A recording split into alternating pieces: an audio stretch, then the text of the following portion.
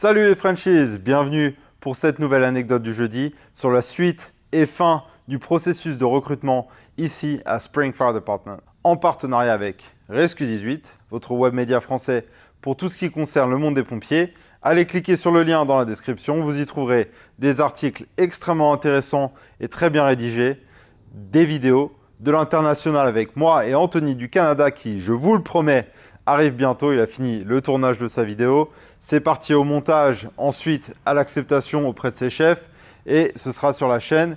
Mais sans plus attendre, l'anecdote. Alors suite aux épreuves de sélection physique avec le PAT test, nous étions 9 à la fin sur une quinzaine de candidats à passer les épreuves physiques. Donc 9 candidats en route vers l'entretien oral.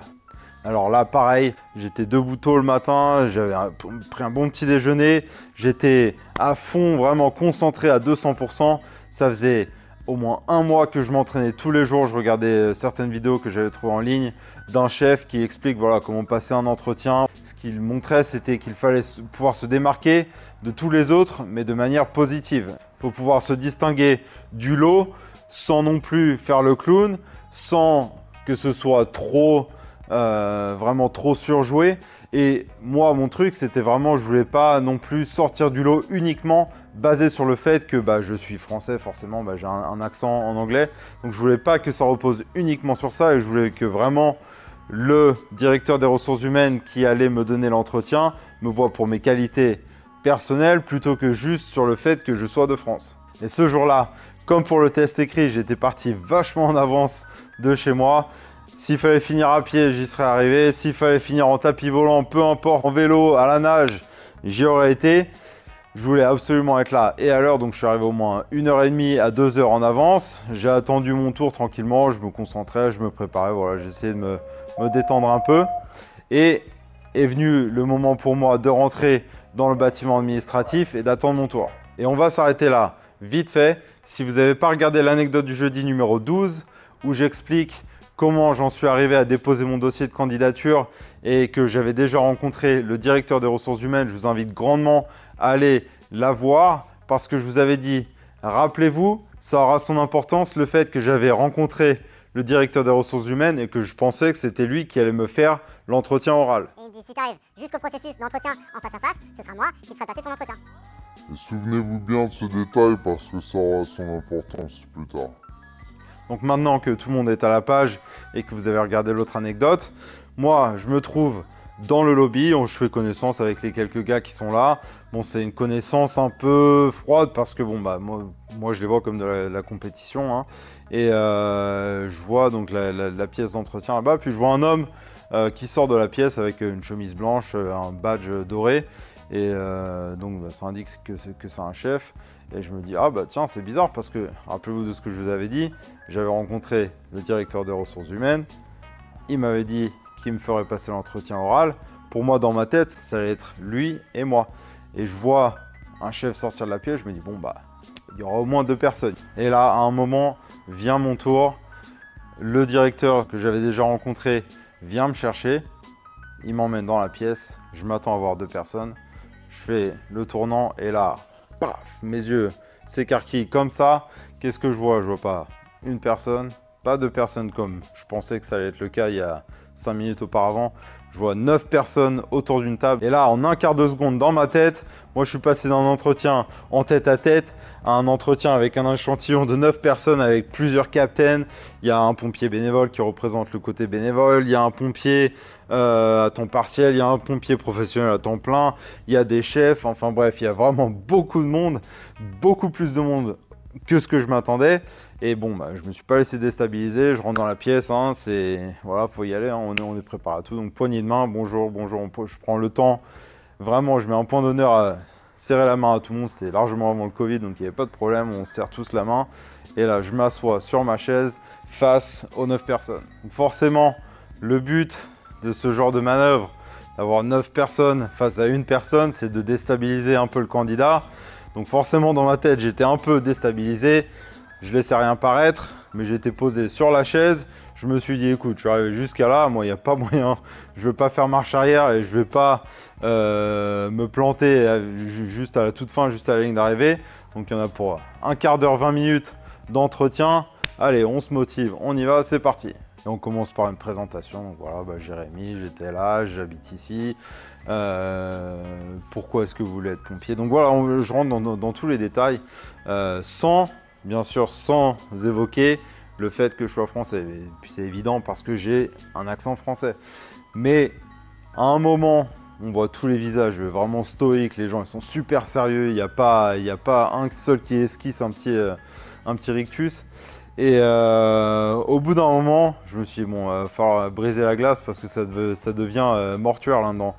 Et au bout d'un moment dans ma présentation, où je ne sais plus comment j'ai tourné ça, dans une réponse, j'aurais dit, au cas où vous n'auriez pas remarqué, je ne suis pas américain, je viens de France. Et là, c'est la rigolade générale, donc je me suis dit, allez, je les ai un peu dans la poche, ça va détendre l'atmosphère, ça va rendre l'entretien un peu plus agréable. Et même si l'entretien était devenu un peu plus amical, vraiment entre grosses guillemets, c'était quand même mon avenir qui était en jeu. Et là, on commence à partir dans les questions vraiment pointues. On est parti du tout début à, voilà, présentez-vous, pourquoi est-ce que vous voulez être pompier, pourquoi est-ce que vous voulez être pompier à Spring et pas ailleurs, pourquoi est-ce qu'on devrait vous engager vous et pas quelqu'un d'autre. Donc ça, c'est vraiment les questions de base. Et puis petit à petit, ça part dans des situations possibles qu'on pourrait rencontrer. Vous êtes au magasin, il y a un citoyen qui vient vous voir, il est énervé, il pense que vous gaspillez l'argent public en venant faire vos courses. Votre réaction face à la mort, votre définition de ce qui est juste, les meilleures qualités, les pires défauts, enfin bref, c'est là un enchaînement de questions, des mises en situation. Vous êtes à la caserne, il y a un collègue qui vous pique votre nourriture à répétition, une fois, deux fois, trois fois. Eux, ce qu'ils cherchent vraiment, c'est utiliser la hiérarchie en fait, pas aller directement en haut, bien sûr, pas se battre physiquement avec les collègues. Ce qu'ils veulent, c'est vraiment ça, c'est voir des gens qui ont une compréhension de la hiérarchie. Mais je crois que la question qui m'a le plus marqué et celle qui était vraiment le plus difficile à répondre, on va dire, c'est celle-ci. Vous êtes en intervention, votre capitaine vous donne l'ordre d'aller chercher une hache. En route pour la hache, vous vous faites arrêter par le chef qui vous demande d'aller dresser une échelle là pour aller sur le toit pour qu'une équipe puisse aller découper un trou. Comment est-ce que vous réagissez? Et là, en fait, ils essayent vraiment de voir toute la logique qu'il peut y avoir dans la tête, les étapes qu'on peut prendre, pas juste abandonner un ordre et puis aller faire quelque chose d'autre parce qu'il y a un plus gradé qui nous a ordonné. Donc c'est vraiment, ils cherchent la psychologie, la démarche et puis la façon de réfléchir. Donc c'est pas des questions super évidentes, mais au final, on s'est bien entendu. Je pense que d'après moi, il y avait un bon flow, il y avait une bonne communication. Ce qui était important, c'était de ne pas laisser de grands blancs.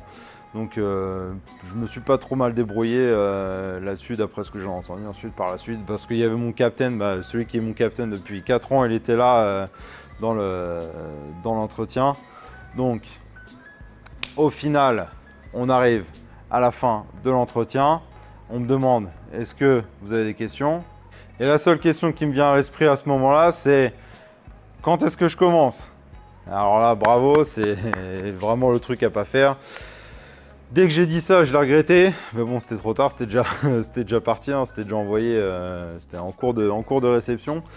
Et je me suis dit, peut-être que ça va pas le faire à la toute fin, en fait, sur le tout dernier commentaire, parce qu'il n'y a eu vraiment aucun rire, c'était revenu stoïque, donc poignée de main, on vous appellera.